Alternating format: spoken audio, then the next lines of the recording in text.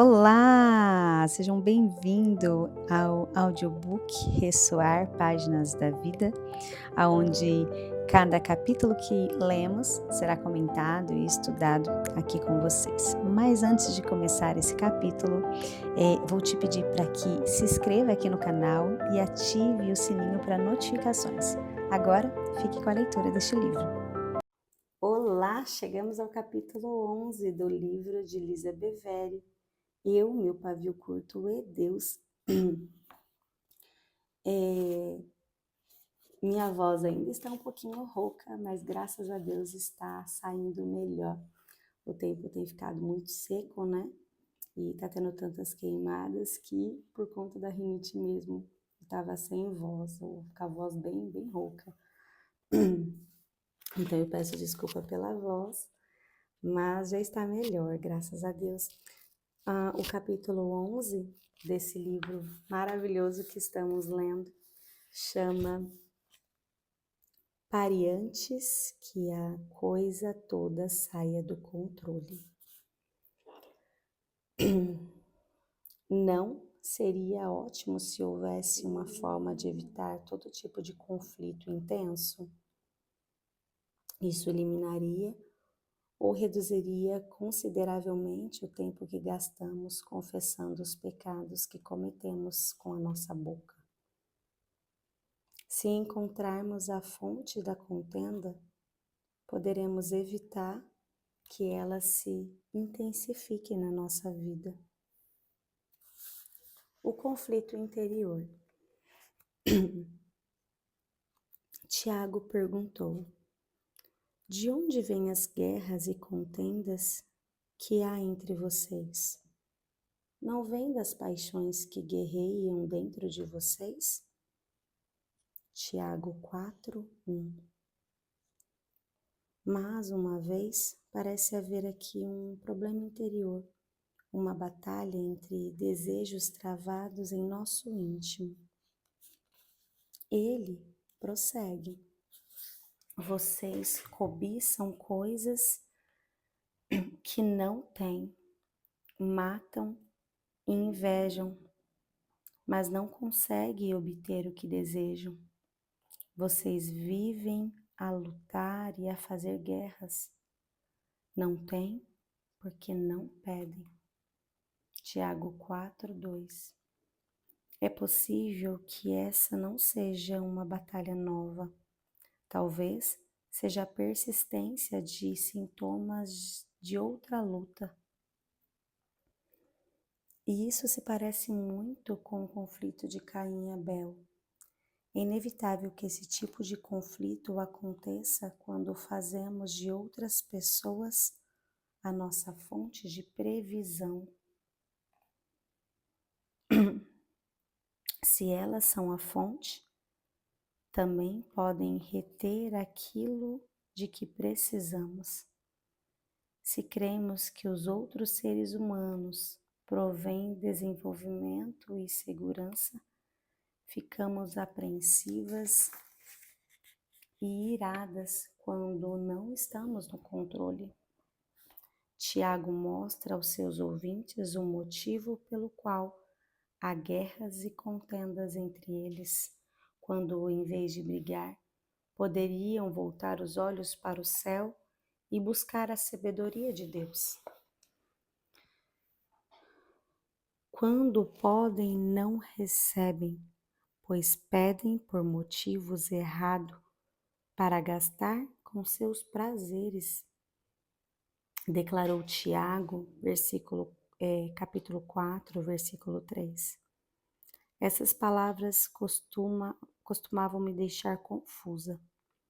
Tiago estava se contradizendo? Não. Ele não estava admoestando seus ouvintes a pedir a Deus, e então lhe fazendo o que seria inútil fazê-lo. O que ele estava dizendo então? Creio que podemos usar a seguinte frase para explicar.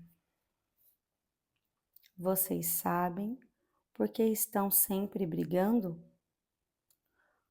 por causa do que acontece dentro de vocês. Observem as suas motivações. Quando vocês não recebem o que desejam, fazem birra e se tornam destrutivos. Continuam a cobiçar os bens e os cargos de outras pessoas. Então, fora de controle, e até matariam para conseguir o que querem. Vocês não podem ter o que querem. Deus não permitirá, e vocês precisam lhe perguntar o porquê. Em vez disso, vocês se enfurecem e culpam a quem está ao seu redor. Quando pedirem coisa com essas motivações, vocês não a receberão, pois Deus sabe o que elas serão desperdiçadas em seus próprios prazeres. Eu tive de colocar isso em prática com os meus filhos. Quando meus lindos anjinhos eram pequenos, por vezes batiam em outras crianças, usavam nomes feios ou tinham excessos de birra para conseguir o que eles queriam. Não muito diferente da mãe deles, entre aspas.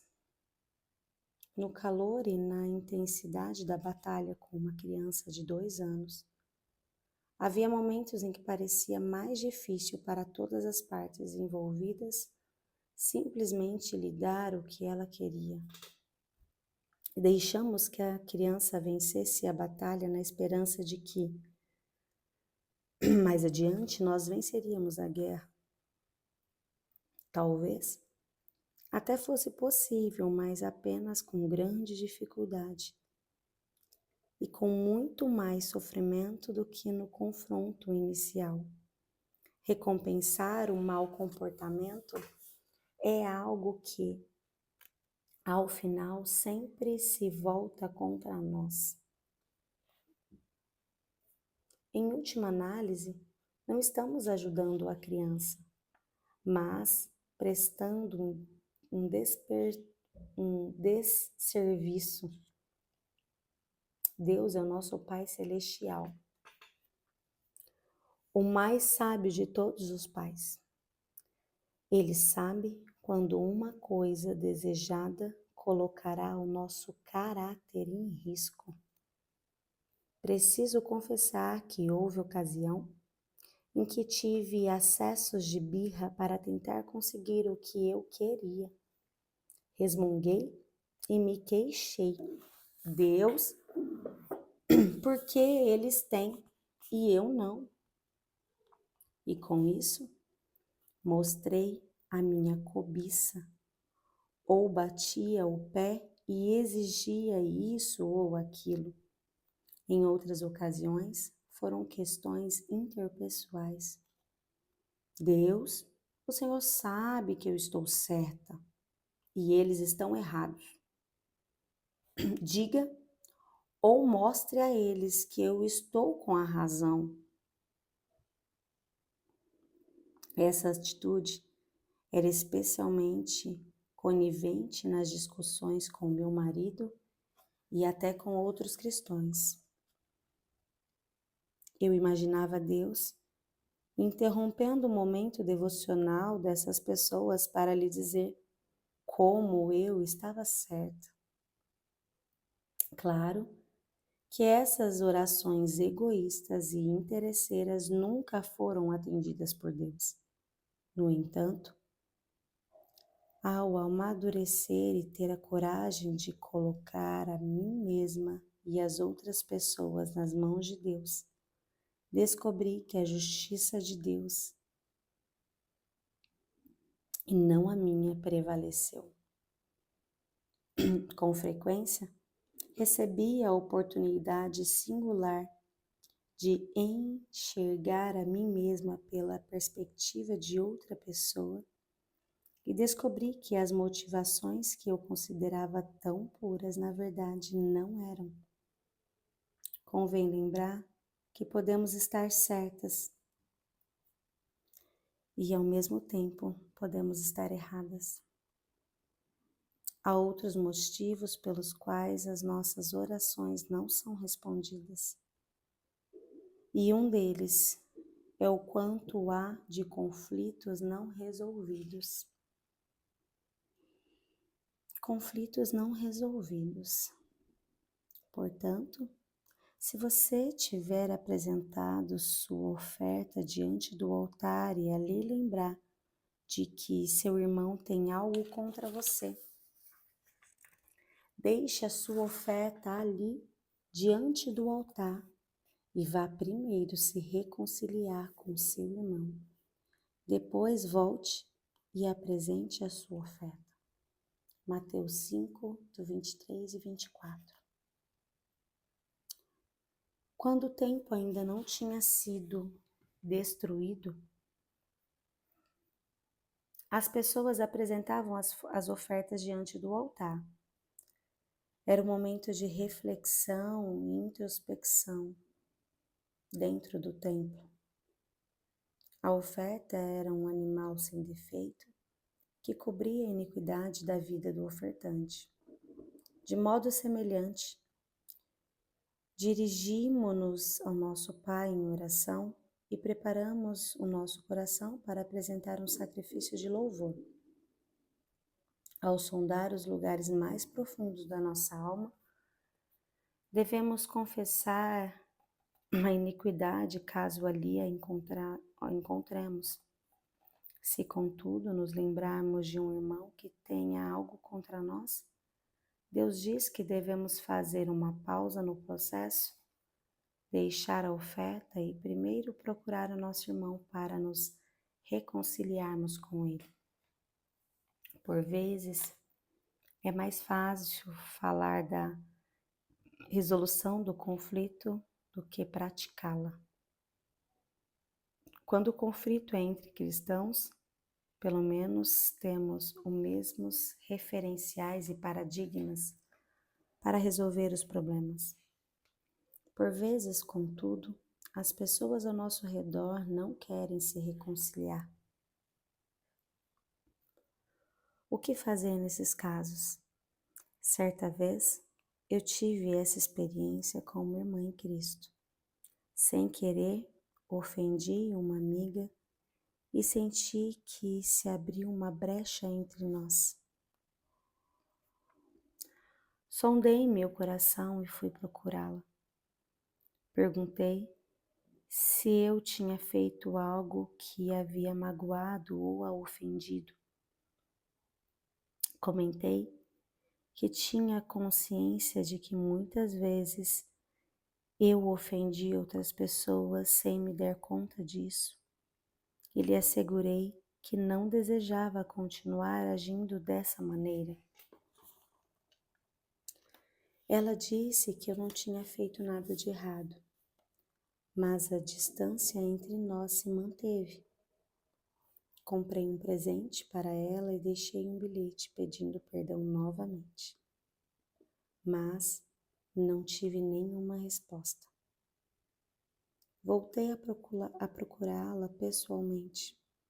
Ela me garantiu que não havia feito nada de errado, mas o distanciamento persistiu. Procurei então uma amiga em comum e perguntei se ela sabia o que eu tinha feito para ofender aquela pessoa. Ela não fazia ideia. Por fim, depois de ouvir tudo o que eu tinha a dizer, ela perguntou: Lisa, você pediu perdão para ela? Sim, eu respondi. Você a procurou? Sim, várias vezes eu respondi. Se você fez tudo isso e ela não quer conversar, é hora de deixá-la quieta. Suas palavras me libertaram. Eu aprendi que havia obedecido à instrução descrita em Romanos 12:18. Faça todo o possível para viver em paz com todos. Havia me sentido extremamente culpada e perdida porque nem mesmo sabia ao certo o que tinha sido a minha transgressão. Na verdade, é bem possível que ela não gostasse mais da nossa amizade ou que nossos momentos de vida tivessem mudado. Vejo alguns amigos entrarem em minha vida e delas também saírem, quando Deus realiza sua obra em mim ou neles. Temos a responsabilidade de orar por reconciliação e perguntar a Deus qual deve ser o nosso papel nesse processo. Se com humildade e amor procuramos a pessoa com quem desejamos nos reconciliar e ainda assim fomos rejeitadas por vezes é porque ela não está em condição de interagir novamente conosco. Ninguém gosta de se sentir rejeitado. A rejeição dói. Mas não fracassamos quando obedecemos a palavra de Deus. E se o conflito não é com o irmão em Cristo, mas com algum adversário, Deus também nos aconselha a esse respeito. Está em Mateus 5, do 25 ao 26. Entre em acordo depressa com seu adversário, que pretende levá-lo ao tribunal. Faça isso quando ainda estiver com ele a caminho, pois, caso contrário, ele poderá entregá-lo ao juiz e o juiz ao guarda, e você poderá ser jogado na prisão. Eu lhe garanto que você não sairá de lá enquanto não pagar o último centavo. Esse adversário está tão determinado que levará você ao tribunal. Podemos ver a cena. Ocorre uma discussão acalorada que parece impossível de resolver. Cada lado se mantém irredutível em seu posicionamento. Por fim, um deles se cansa e resolve ajuizar um processo contra o outro. Agarra o outro pelo braço e diz: agora, quem vai resolver é o tribunal. Antes que o outro sujeito consiga raciocinar, está sendo arrastado às pressas nas ruas cheias do centro da cidade até o fórum. É preciso pensar rapidamente. Quer se sujeitar aos custos e constrangimentos de um processo legal? Ou seria melhor resolver a questão fora do tribunal e poupá-lo de todo incômodo e despesa? Sempre é melhor resolver as coisas sem levá-las ao tribunal. Portanto, no caminho, ele começa a negociar um acordo. Como diz uma tradução, concorde com seu adversário. Jesus incentiva a chegar a um acordo antes que tenhamos que comparecer perante o juiz. O que funciona no caso de um inimigo, certamente dará certo no caso do marido ou de amigos. O fato de eu falar o que vinha na minha cabeça por tanto tempo tornou essa parte do processo bastante difícil para mim. Na verdade, minha boca era a manifestação exterior da minha condição interior de orgulho. Houve um tempo em que tive conflitos com entes queridos, algo que não se resolvia. Essa pessoa apresentava o seu argumento e eu apresentava o meu. Era como uma partida de tênis sem esperança de desfecho. Então pedimos a ajuda de um conselheiro cristão. Depois de um encontro, eu me senti emocionalmente esgotada. Imaginei que nem mesmo o aconselhamento poderia nos ajudar. Havia apenas desenterrado o passado e magoado ainda mais um ao outro. Quando John e eu, desalentados, estávamos voltando para casa, algo me ocorreu. Não importa quem esteja com a razão, não vou mais me defender, nem defender meus posicionamentos. Creio que eu estou certa e estou tentando fazer com que essa pessoa concorde comigo.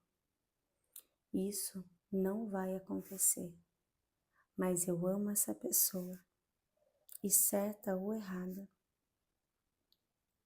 eu prejudiquei o nosso relacionamento. Portanto, farei o que for necessário para que haja reconciliação. Pela primeira vez em anos, fui dormir esperançosa de que Deus poderia realizar a sua obra em nossa vida. No dia seguinte, quando voltamos a nos encontrar com o conselheiro, a primeira coisa que eu disse para a pessoa foi: só quero que você saiba que sinto muito por tudo. A princípio, não fez diferença para outra pessoa, mas de imediato fez muita diferença para mim. Creio que o conselheiro se perguntou o que estava acontecendo comigo, levando em consideração a mudança radical em relação ao encontro anterior. A outra pessoa mencionou mais um incidente para que o analisemos. Sinto muito, disse eu. Não ofereci desculpas nem justificativas. Apenas disse que eu sentia muito. Outro incidente veio à baila e mais uma vez eu respondi apenas: eu sinto muito. Em pouco tempo, a tempestade entre nós foi se acalmando. Abraçamo-nos e saímos de lá ansiosas para passar algum tempo juntos no dia seguinte.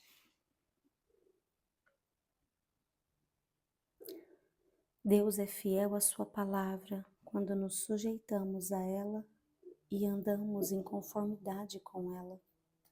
Talvez a mudança não aconteça de imediato, mas certamente acontecerá um dia. Mesmo que o coração de outra ainda esteja cheio de raiva em relação a mim, Deus nos guardará em perfeita paz. Muitas vezes, essa é uma situação extremamente difícil para nós, em especial quando temos um histórico de problemas com a ira. A última coisa que desejamos fazer é ser a primeira pessoa a se render. Queremos lutar até o fim. Eu tinha a impressão equivocada de que estava fazendo quando conseguia ter a última palavra, mesmo que de soslaio.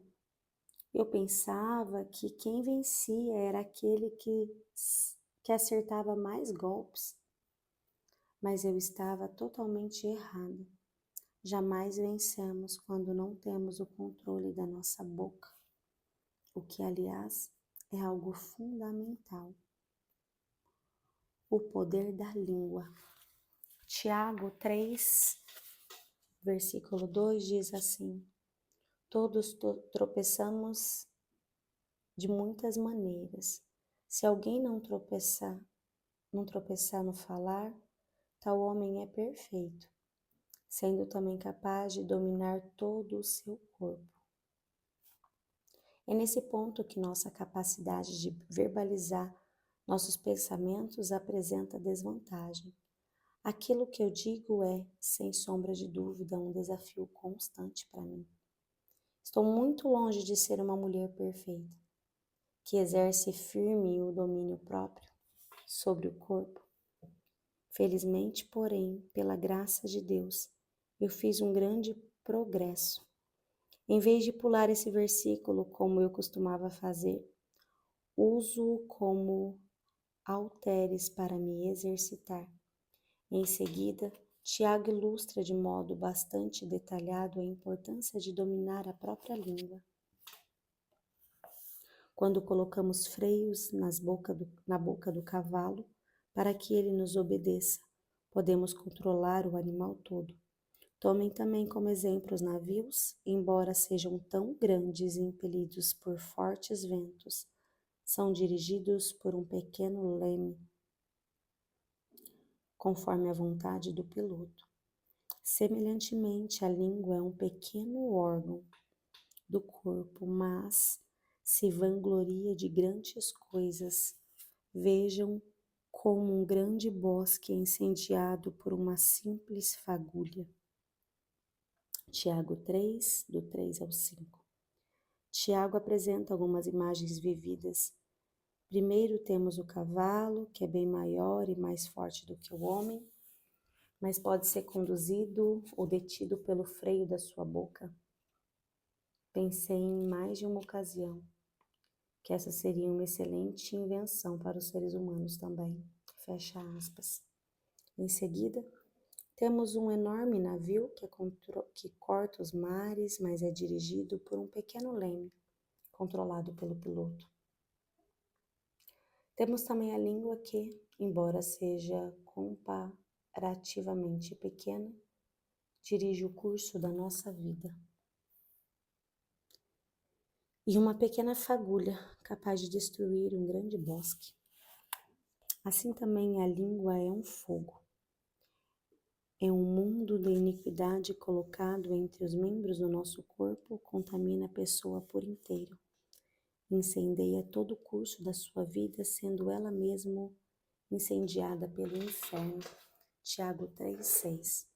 Tiago relatou a língua diretamente ao fogo e disse que ela é um mundo de iniquidade.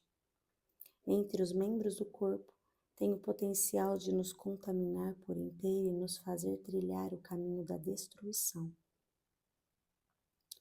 Também tem o poder de nos remover do reino das trevas e nos transportar para o reino da luz.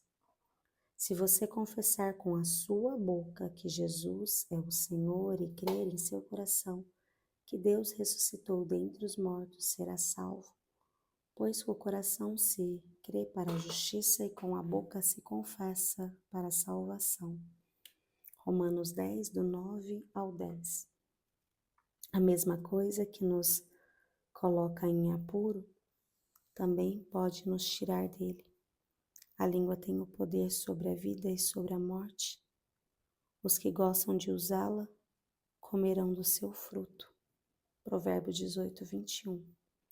Fomos formados à semelhança do nosso Pai, que usa suas palavras para criar e dar vida.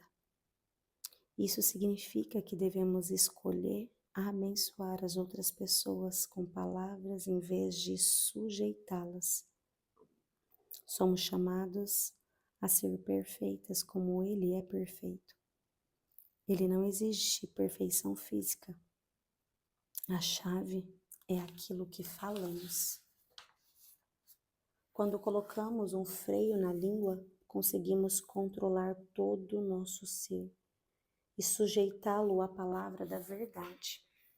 Tiago observa que quem é sábio e tem entendimento entre vocês, que o demonstre por ser bom procedimento mediante obras praticadas com a humildade que provém da sabedoria.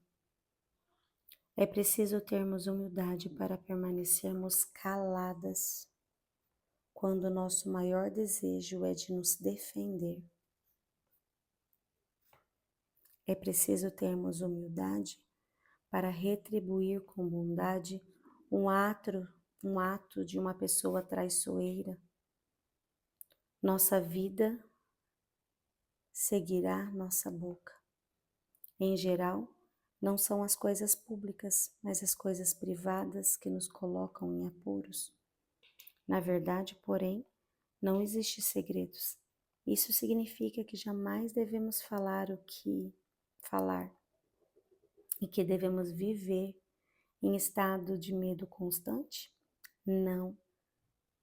Nós não recebemos a seguinte instrução: falem e haja com quem vai ser julgado pela lei da liberdade, porque será exercido juízo sem misericórdia sobre quem não foi misericordioso.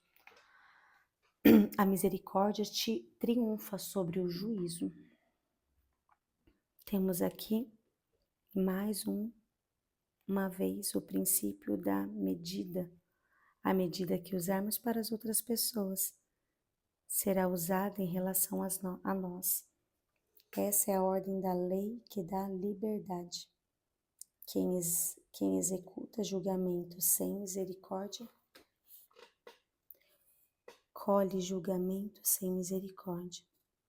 Embora a maioria de nós não faça parte do sistema judiciário, todos os dias participamos dele em maior ou menor grau. Ele aparece em nossas ações e palavras. Tiago advertiu: contudo, se vocês abrigam no coração inveja amarga e ambição egoísta, não se vangloriem disso, nem neguem a verdade. Tiago 3,14. Quando essas coisas escondidas em nosso coração é difícil falar e agir com bondade. Elas sempre triunfam as nossas ações e influenciam as nossas conversas. Ofensas não resolvidas em nossa vida se tornam o filtro pelo qual fazemos passar todas as coisas. Se é o filtro da inveja, temos dificuldade de nos alegrar com as outras pessoas. Se é o filtro da ambição egoísta, usamos benefício próprio para avaliar tudo. Jesus usou a hora do jantar na casa de um fariseu para ilustrar nitidamente como nossas palavras podem nos contaminar.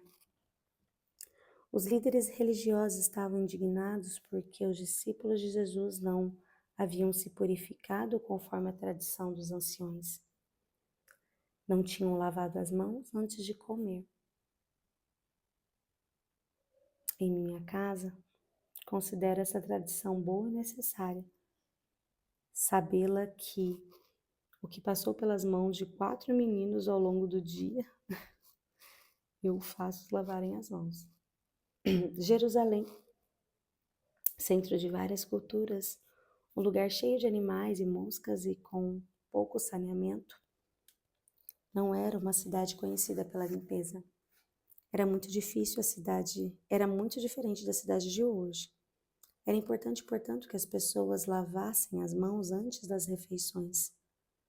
No entanto, Jesus contrasta essa tradição que promovia a saúde com outra tradição ainda mais importante. Mateus 15:11 diz: o que entra pela boca não torna o homem impuro, mas o que sai da boca, isso o torna impuro.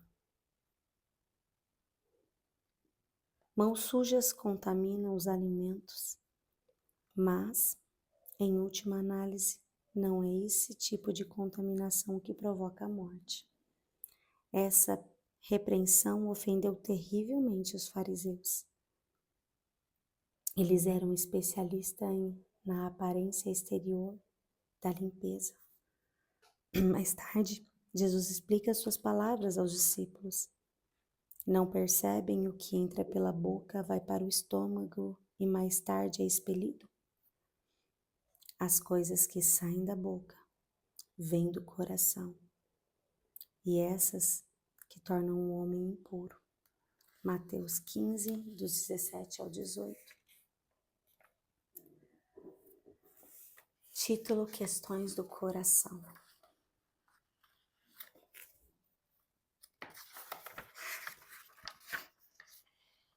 Mais uma vez, vemos que, cedo ou tarde, a boca fala do que está cheio o coração. Havia ocasiões em que eu tinha medo do que meu coração estivesse cheio de víboras. Temia que, se abrisse a boca, saíssem delas palavras com veneno letal. Pois do coração saem os maus pensamentos, os homicídios, os adultérios, as imoralidades sexuais, os roubos, os falsos testemunhos e as calúnias. Essas coisas tornam o homem impuro. mas o comer sem lavar as mãos não torna o homem impuro. Encontramos aqui uma lista de maus pensamentos. Jesus fala de homicídio e adultério. Não é interessante que ambos aconteçam primeiramente no coração? Jesus disse que quem odeia o seu irmão é um homicida. E se alguém olhar para a mulher com intenção impura, já cometeu adultério com ela em seu coração. Portanto, são as questões do coração que produzem e evitam brigas. Parar as coisas antes que desabem é uma atitude relacionada mais estreitamente com o que acontece do lado de dentro e não do lado de fora. Entrar em desavenças é como atravessar um rio. Só descobrimos quão rápidas e traiçoeiras são as correntezas quando estamos bem no meio da travessia e não temos mais como voltar. Com frequência, consigo identificar o ponto no qual uma conversa desandou. Quase posso ouvir o Espírito Santo me advertir assim: fique calma, abaixe o tom da sua voz, responda com bondade, não diga o que você quer. Em vez disso, ouça a minha voz mansa e suave e diga as minhas palavras. Às vezes eu sou obediente e atenta a essas palavras do Espírito Santo. Outras vezes, tento inserir mais no cenário antes de obedecer e descubro com minha insensatez. Custa muito caro. Provérbios 15:1 nos instrui: a resposta calma desvia a fúria, mas a palavra ríspida desperta a ira. O segredo para sermos ouvidas. Descobri o segredo para ser ouvida. Na verdade, é bastante simples. Quando desejamos ser ouvidas, temos de transmitir a nossa mensagem de maneira que gostaríamos de ouvi-la. Meus filhos, meu marido, meus empregadores, meu cachorro, aliás, todos ao meu redor, ouvem com maior atenção quando me mostro mais mansa e serena.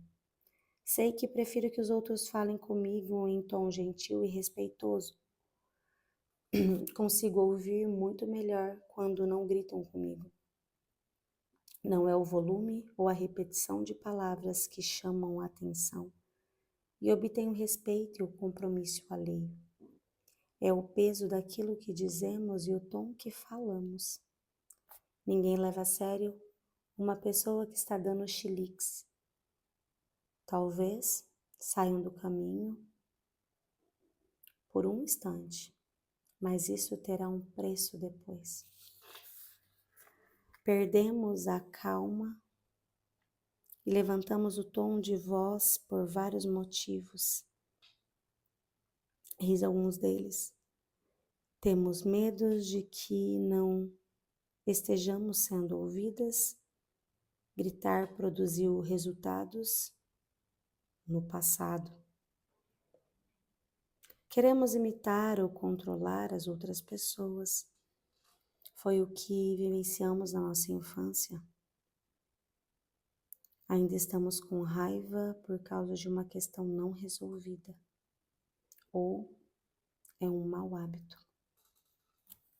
A maioria dessas rações nascem do medo. Deus não nos deu espírito de covardia, mas de poder, amor e equilíbrio. Gritamos e damos chilique quando nos sentimos impotentes. Procuramos imitar as outras pessoas e controlá-las quando buscamos nossos próprios interesses. Voltamos ao passado quando o amor perfeito ainda não lançou fora todo medo. Reagimos exageradamente quando ainda não carregamos no presente o peso dos problemas do passado.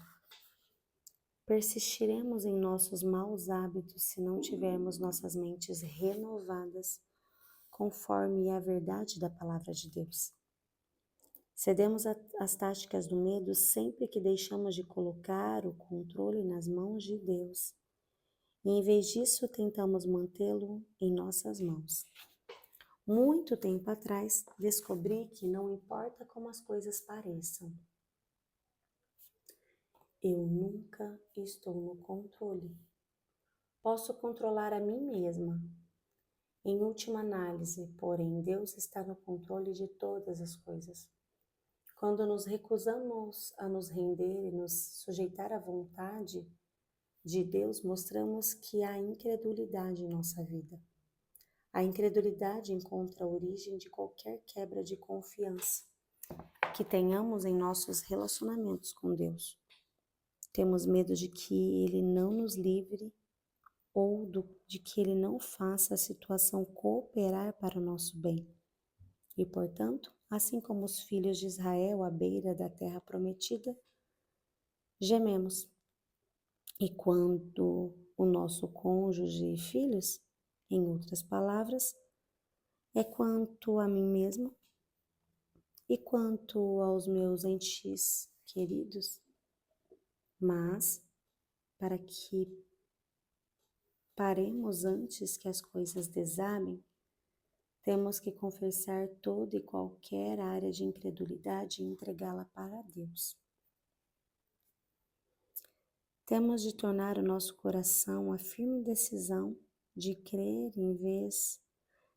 de uma vez por todas que, se honrarmos a Deus, ao nos sujeitarmos à sua palavra, Ele honrará a sua palavra e transformará nossas circunstâncias. Temos de tomar a firme decisão de governar o nosso espírito e a nossa vida em conformidade com os estatutos de Deus. Temos de parar de sermos insensatas e nos apegar à sabedoria. Provérbios 29:11 diz: o tolo dá vazão à sua ira, mas o sábio domina. Quem dá vazão a todas a sua ira é tolo. Um dos principais requisitos para nos irarmos sem fazer tolice é manter a calma. Dar vazão significa falar impensadamente, desabafar, soltar ou verbalizar. Imagine guardas vigiando sua boca.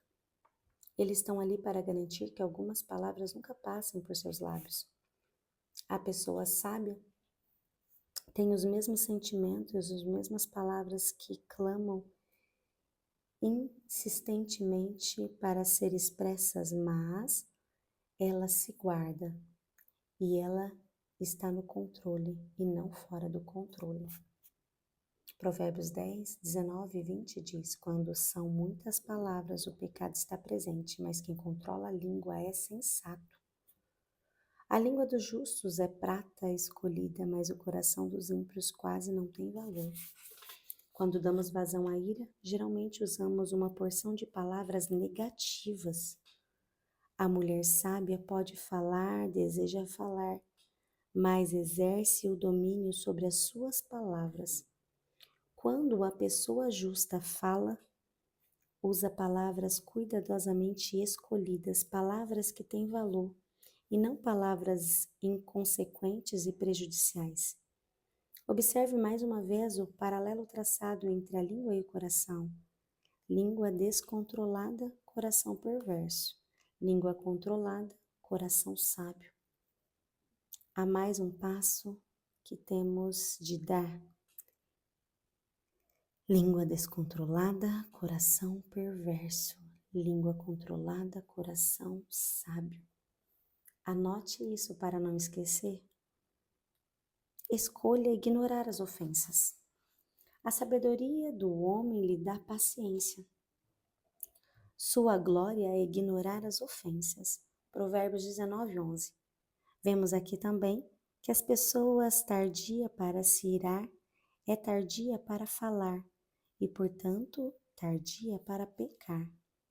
O escritor de Provérbios diz que a nossa glória se encontra em ignorar transgressões ou ofensas. Agir dessa forma, a pessoa cristã honra, louvor, eminência e distinção. Quando adotamos essa conduta, seguimos o exemplo de Cristo. 1 Pedro 2, 21 e 23 diz: Para isso foram chamados, pois também Cristo sofreu no lugar de vocês, deixando-lhes exemplo para que sigam os seus passos. Ele não cometeu pecado algum, nem engano nenhum foi encontrado em sua boca. Quando insultado, ele não revidava. Quando sofria, não fazia ameaças, mas entregava aquele a quem julga com justiça ao Senhor. Só será possível ignorar ofensas, insultos e ameaça se estivermos firmemente comprometidos com o nosso Pai, que é o justo juiz. Muitas vezes, quando os nossos filhos têm alguma divergência, recorre ao nosso senso de imparcialidade.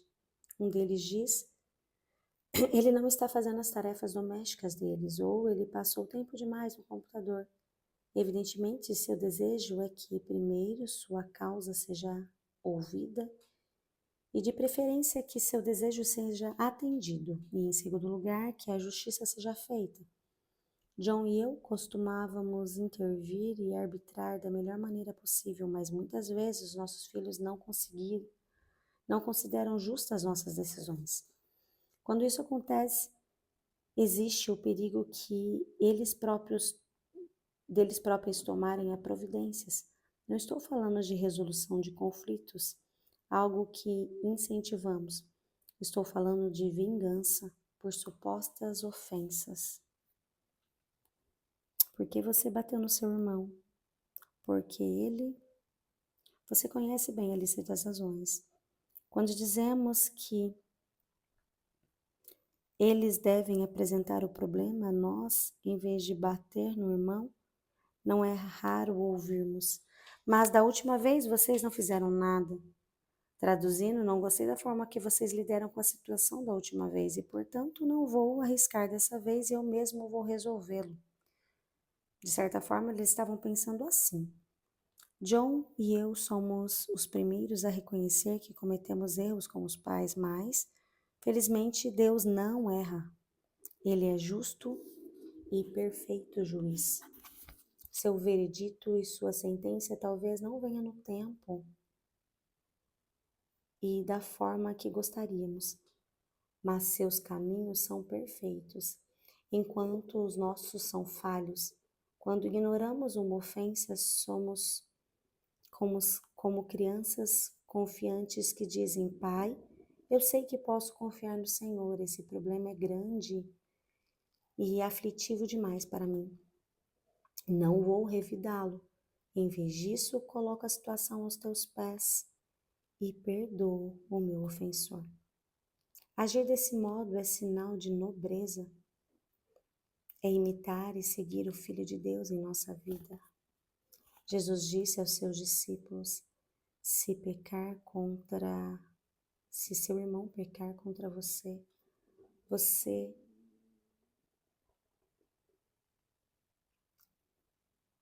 deve perdoá-lo 7 vezes mais. Eu estou arrependido? Perdoe-lhe. Haverá ofensas que cada um de nós terá que ignorar, ou seja, relevar e enxergar para além delas, ou acima delas. Ignorar uma ofensa é oferecer a graça e a misericórdia quando preferíamos aplicar o julgamento. Recapitulando, eis algumas opções úteis para você parar antes que as coisas desabem. Examinar o próprio coração à luz da palavra de Deus. 2. Resolver conflitos pendentes, solucionar a questão ao concordar com o adversário, controlar a sua própria língua, ser misericordiosa, ser honesta, responder calmamente, dirigir-se a outras pessoas como gostaria que elas falassem com você, escolher palavras com sabedoria, ignorar ofensas e entregá-las a Deus. No capítulo seguinte, vamos tratar das consequências físicas da ira doentia. Nunca é demais valorizar a importância de resolver conflitos de maneira saudável. Vamos orar? Pai Celestial, dirijo-me ao Senhor em nome de Jesus. Sei que é possível evitar alguns conflitos. Escolho caminhar na luz da sua verdade como Filho do Altíssimo. Crie em mim um coração puro a fim de que eu possa ouvir a sua voz e não pecar contra o Senhor. Sempre que possível, desejo viver em paz com todos. Guardarei a sua palavra em meu coração para não pecar contra o Senhor. Espírito Santo, ajuda-me a escolher as minhas palavras de forma que honrem a Deus. Ajuda-me a ignorar diversas ofensas. Sei que por vezes serão coisas pequenas e insignificantes, mas em outras ocasiões terei de abrir mão de coisas extremamente aflitivas. Pai, escolho confiar no Senhor. Perdoe qualquer área do nosso relacionamento em que a incredulidade me tenha afastado do Senhor. Renuncio a todo o domínio exercido pelo medo e escolho andar em poder, amor e equilíbrio. Avive essas verdades em meu espírito até que se tornem tão habituais quanto a raiva era em outros tempos. Agradeço porque o Senhor é o autor e consumador da minha fé. Eu perdoo e decido perdoar todos aqueles que me ofenderam. E eu entrego os meus relacionamentos e tudo o que aconteceu diante do teu altar e em tuas mãos. Eu sei que o Senhor nunca perde o controle, porque o Senhor é o justo juiz. O Senhor é o meu Pai e eu confio em Ti. Amém. Que Deus abençoe as suas vidas. Até o próximo áudio.